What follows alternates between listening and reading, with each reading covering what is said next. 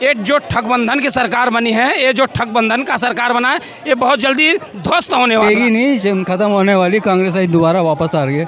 ये क्या है, ये जो गठबंधन इन्होंने बनाया गया है ना, ये 24 तक ही रहेगा।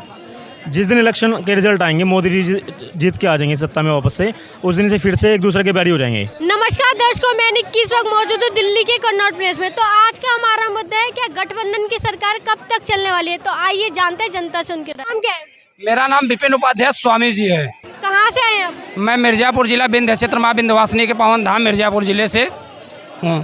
तो क्या लगता है गठबंधन की जो सरकार बनी है कब तक टिकने वाली है? ये जो ठगबंधन की सरकार बनी है, ये जो ठगबंधन का सरकार बना है, ये बहुत जल्दी ध्वस्त होने वाला है। जितने चीते, लोमड़ी, बिल्ली, सियार सब इकट्ठे हुए हैं ना, ये सब जमीन के अंदर अंडरग्राउंड होने वाले हैं। जैसे आज इराक हाल कर रहा है, इराक गाजा का हाल कर रहा है, तो वहाँ के आतंकवादी बंकर बना के अंडरग्राउंड हो रहे हैं, तो वही गठबंधनों का होने वाला है 2024 में। 2024 में जितने गठबंधन है सब अंडरग्राउंड होते नजर आएंगे। तो बोल रहे हैं मतलब राहुल गांधी तो भारत जोड़ो यात्रा कर रहे हैं, कितना अच्छा काम कर रहे हैं राहुल गांधी। क्या अच्छा काम किया राहुल गांधी, देश को पतन में और ले जा रहा है, देश को नाश और कर रहा है।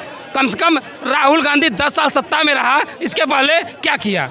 और बोल रहे हैं कि मतलब गरीबों के पास तो जा रहे, कम से इनके दुख तकलीफ सुन तो रहे हैं। मोदी जी आज से सड़क पे झांकने तक नहीं है गरीबों के पास। जब कांग्रेस की सरकार थी 100 रुपए दिल्ली से चलता था तो 1 रुपये जनता के पास पहुंचता था। अब मोदी जी का सरकार चल रहा है, बीजेपी का सरकार चल रहा है, 100 रुपये अगर जनता के पास से चल रहा है तो 100 रुपये ही जनता के पास पहुँच रहा है। बोल रहे हैं मोदी जी ने तो लोगों को बेरोजगार कर दिया, सड़क पे लाके छोड़ दिया। जय बात है मैडम, मोदी जी क्या बेरोजगार कर दी। मोदी जी तो ऐसा रास्ता बता दिया, अगर सही हुआ उनके बताए मार्ग पे चले तो रोजगार की, हालांकि देश में कमी नहीं न कभी होगा। ये बताइए कि रोजगार जो फेसबुक पे रील पे मुजरा बनाने से खाली नहीं है, और उसके बाद रोजगार चाहिए, क्या रोजगार में कमी है? क्या लगता है जो क्या अभी मतलब संजय सिंह अभी अंदर गिरफ्तार हुए शराब घोटाले में, तो उन्होंने अभी मोदी जी के खिलाफ बोला है कि मतलब इन पे जान के आरोप लगा रहे, कोई सबूत नहीं मिला ईडी को। ये बताइए, आम आदमी का नेता जो राज्यसभा सांसद संजय सिंह है, संजय सिंह के पास क्या था? वो जमीनी नेता था, वो टिकट ब्लैक किया था, वो टिकट ब्लैक करता था। कहाँ से इतना संपत्ति अर्जित किया है, इसका जवाब कहाँ से अर्जित किया बताइए? तो बोल रहे अभी तो कोई सबूत नहीं दिया आज तक। सबूत तो ऐसा जिसका मनीष सिसोदिया का सबूत मिला, एकदम चुप मार के बागर बिल्ला बन के एकदम छुप गया अंडरग्राउंड। ऐसे ही संजय सिंह, ऐसे इनके पापों का फाइल खुलने वाला है, देखना कैसे खुलेगा। और उसके बाद जब दिल्ली में चुनाव होगा तब इनको जनता तीतर बनाएगी। बोल रहे हैं मोदी जी जान के अपना रास्ता साफ कर रहे हैं। मोदी जी अपना रास्ता साफ नहीं कर रहे हैं, रास्ता और अच्छा बनाए हैं, और रास्ता एकदम क्लियर है। 2024 में मोदी जी डंके की चोट पे प्रधानमंत्री बनके फिर आ रहे हैं। ये क्या है, ये जो गठबंधन इन्होंने बनाया गया है ना, ये 24 तक ही रहेगा। जिस दिन इलेक्शन के रिजल्ट आएंगे, मोदी जी जीत के आ जाएंगे सत्ता में वापस से, उस दिन से फिर से एक दूसरे के बैरी हो जाएंगे। बोल रहे हैं इसके पीछे मोदी जी की प्लानिंग है, इन पे जो इनको एक एक करके अंदर गिरफ्तार करवा रहे हैं, किसी घोटाले में, कभी किसी को। जो गलत करेगा उस सजा पाएगा। संजय सिंह ने तो बोला कि कोई सबूत नहीं मिला था, जबरदस्ती इनको गिरफ्तार करा जा रहा है। तो अगर संजय सिंह को ऐसा लगता है और आम आदमी पार्टी को ऐसा लगता है कि ये बेकसूर है, तो न्यायपालिका है भारत में और सबका सम्मान करते हैं, न्यायपालिका के थ्रू वो बरी होकर आ जाएंगे। जैसे इनके सत्येंद्र जैन आ गए हैं, वो भी आ चुके हैं ना बाहर। अगर वो इतने साफ दिल के थे तो बाहर क्यों नहीं है वो? उनको क्यों जमानत नहीं मिल रही है? न्यायपालिका जो है वो भी तो सबूत के आधार पर किसी को बरी करता है ना। तो संजय सिंह जी जो पकड़े गए हैं, जो कल तक कहते थे कि ईडी में अगर हिम्मत है तो मुझे पकड़ के दिखाए, मेरे घर आगे दिखाए, कल तक वो ये कहते थे चौड़े हो गए। आज अगर ईडी उनको पकड़ के ले गई है तो वो रो रहे हैं कि हम तो ईमानदार हैं।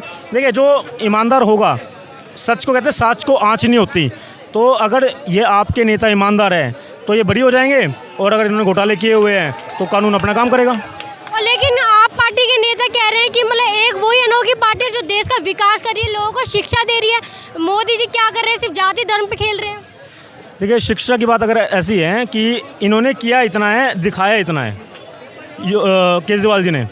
दूसरी बात, इन्होंने क्या किया है, दिल्ली के अंदर जो फ्री वाली राजनीति है उसको ट्रेंडिंग में ला दिया है, जो कि किसी भी स्टेट के लिए और किसी भी राष्ट्र के लिए गलत है। फ्री की राजनीति नहीं होनी चाहिए। लोगों को काम दो, लोगों को इतना सक्षम बनाओ को कमा के खा सके। फ्री की राजनीति किसी भी स्टेट में वो गलत है, और केजरीवाल जी गलत कर रहे हैं जी। काम दे तो रखा है। अंकल ये बताइए, जो आप बोल रहे हैं कि 2024 का जो चुनाव है वो सनातन धर्म पे होने वाला है, क्या बात है? सनातन धर्म पे नहीं, वो राष्ट्र पे भी होगा। राष्ट्र के हित में भी चुनाव होगा। जो राष्ट्र से प्रेम करता होगा वो राष्ट्र के हित में ही वोट करेगा। वो किसी धर्म के ऊपर चुनाव नहीं होगा। लेकिन बोल रहे मोदी जी ने ऐसा जाल बिछा दिया सिर्फ क्योंकि उन्होंने विकास तो किया नहीं, तो लोग मतलब रोजगार नहीं दिया, जो लोग उस पर वोट देंगे उनको। हाँ, रोजगार नहीं दिया, रोजगार छीन लिया। ये सच्चाई है, मोदी जी ने वो रोजगार छीनने हैं लोगों के। पत्थरबाजों के रोजगार छीन लिए, उनकी फंडिंग बंद हो गई। आतंकवाद वालों के हथियार छीन लिए, उनकी फंडिंग बंद हो गई। तो कहने का मतलब विपक्ष के पास में कोई मुद्दा नहीं है। यहाँ आज वही आदमी खिलाफत कर रहा जो हमास के तलवे चाट रहा, जो हमास के तलवे चाटने की जिसकी औकात है वही आज बुराई कर रहा है। और नहीं तो मोदी जी जितना काम, अगर मोदी जी आज से 50 साल पहले सत्ता में आते तो आज हमारा देश चीन से भी 100 साल आगे होता। कहाँ खो रहे? अगर 9.5 साल में पूरा देश बदल जाता है और वर्ल्ड पैरों में आके झुक जाता है तो उस प्रधानमंत्री की वाकई कुछ ना कुछ खासियत होगी। तो आज कनाडा जैसा देश 1 मिनट में पैरों में झुक जाता है और कहता है कि मोदी जी आप देखो इस चीज़ को, जैसा आप कहेंगे वैसा होगा। तो कहने का मतलब मेरा ये, रही दिल्ली की बात कर रहे थे आप, दिल्ली की में काम किया केजरीवाल ने, बहुत अच्छे काम किए।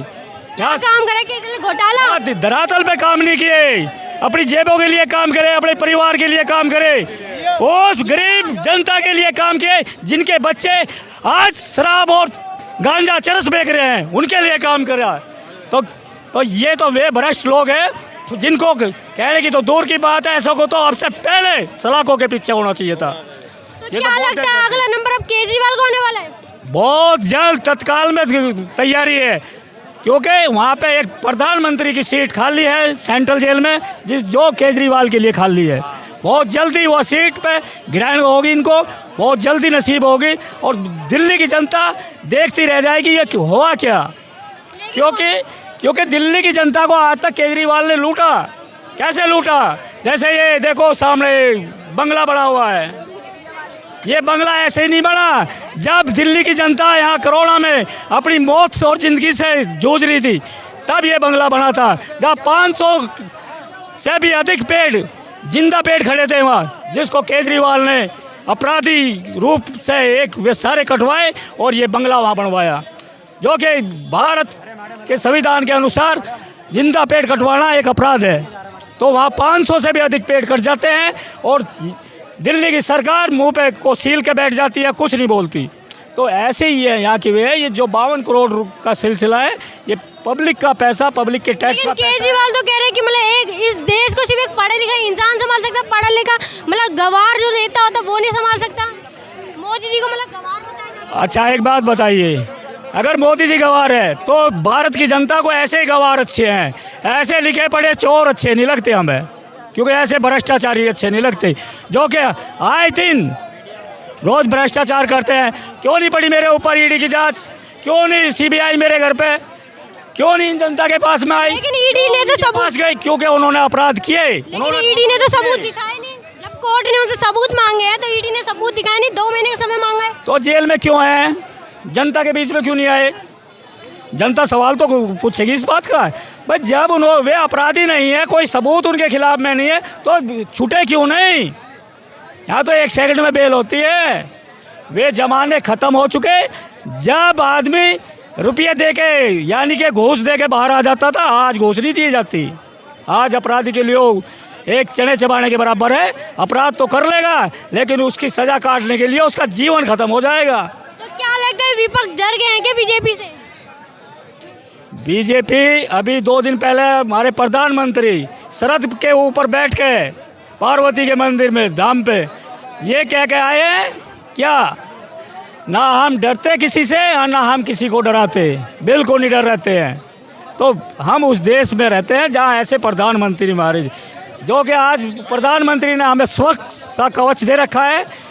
तो अब से पहले जहाँ हम खड़े यहाँ इतनी भीड़ कि तो दूर के 50 आदमी इकट्ठा नहीं होते थे एक साथ में, ना ये हाल था। मोदी जी ने सबके दिमाग में लोगों के सिर्फ जाल जाति धर्म को लेके बच्चे मतलब दिमाग में डालते सिर्फ जाति धर्म को लेके मतलब लोग आगे बढ़ रहे हैं, उनको वोट देना चाह रहे हैं। तो मोदी जी तो यूसीसी लेकर आ रहे, क्यों नहीं स्वीकार करते भाई? यूसीसी क्यों नहीं स्वीकार कर रहे? तो उसमें तो सारे धर्म खत्म हो जाते, सारी जाति खत्म हो जाती। और जब जाति की बात मोदी जी को बोल रहे करते हैं, क्यों जाति की जनगणना बिहार में करवा लेते हैं भाई? एक जाति जनगणना जब भी हुई थी, जब इस देश के बंटवारे हुए थे। आज जाति जनगणना जब हुई है, जब यहाँ जनता को बांट दिया गया। क्यों नहीं मुस्लिम की जाति जनगणना कराई गई? उसमें क्या जातियाँ नहीं होती? क्यों हिंदुओं की जाति जनगणना हुई? क्या मुस्लिम में भी तो जाति होती है? उनकी क्यों नहीं कराई गई? सुन्नी कितने हैं, शिया कितने हैं, फकीर कितने हैं, बहुत सारी जातियाँ होती है उसमें भी, उनकी क्यों नहीं कराई गई? ये दोहरी चरण की बात है। क्योंकि ये जैसे इनकी पहले रोटियाँ सिक रही थी, कैसे राम मंदिर के मुद्दे को लेकर के सबसे पहले मोदी जी ने राम मंदिर को बनवाने का काम किया। तो लोग कह रहे हैं राम मंदिर ने उनको खाने को नहीं दिया। खाने को नहीं दिया। सुनो खाने को क्यों नहीं दिया, मैं बताऊंगा उसी। सुनो, खाने को इसलिए नहीं दिया कि उनकी फंडिंग बंद हो गई, जो उनसे पत्थरबाजी कर रहे थे, उनकी कमाई बंद हो गई, उनके कारोबार खत्म हो गए, उन आतंकवाद खत्म हो गया उनका, इसलिए उनको परेशानी है राम मंदिर बनने से। तो किसको कौन कह रहा है? मंदिर से मैडम रोजगार पैदा हुआ है। जो मोदी जी राम मंदिर काशी विश्वनाथ जी बनाए हैं, उससे रोजगार पैदा हुआ है। कौन गंवार कह रहा है कि उससे रोजगार मिला? मंदिर से जो फूल बेचा जाएगा, फूल की खेती कौन करेगा? भारत में होगा कि पाकिस्तान से आएगा? वहाँ कितने का रोजी रोटी चलेगा, कितने का जीविका चलेगा? धूप बिकेगा, अगरबत्ती। मंदिर से क्या? मंदिर से तो कल्याण होता है रोजों का। विपक्षी पार्टी तो कह रही है मतलब क्या मंदिर खोलने क्या? हम बताएंगे क्या न करता। राम मंदिर हमारा मान भी है, सम्मान भी है, और हमारा अभिमान भी है। हमारा अभिमान भी है। हमारा अभिमान गुरुद्वारों से भी शुरू होता है, हमारा मंदिरों से भी अभिमान शुरू होता है। क्या इन मूर्खों को क्या पता? क्योंकि इन्होंने तो आज तक यहाँ दोहरीकरण की रोटियाँ सेकी है राजनीति की, उन मंदिर और मस्जिदों के बवाल पैदा करके। आज 9.5 साल में इस देश के अंदर एक भी हिंदू मुस्लिम का दंगा नहीं हुआ। आज 9.5 साल हो गए, एक भी बता दो पूरे देश के अंदर। क्योंकि इनकी राजनीति की रोटियाँ सीखनी बंद होगी, इसलिए परेशान है। आज हमास जैसे आतंकवादी कुत्ते का तलवे चाट रहे हैं। तो ये विपक्ष की हालत ये है, ये औकात है विपक्ष की, जो कि आज एक आतंकवाद के समर्थन करने पर मजबूर हो गई है। ये तो मतलब विपक्षी पार्टी में सारे आतंकवादी घुसे हुए हैं क्या? बिल्कुल, जो आतंकवाद का सपोर्ट करेगा वो आतंकवादी कहलाया जाएगा। ये थी यहाँ पे मौजूद लोगों की राय। आपको वीडियो कैसे लगी हमें कमेंट बॉक्स में जरूर बताएं।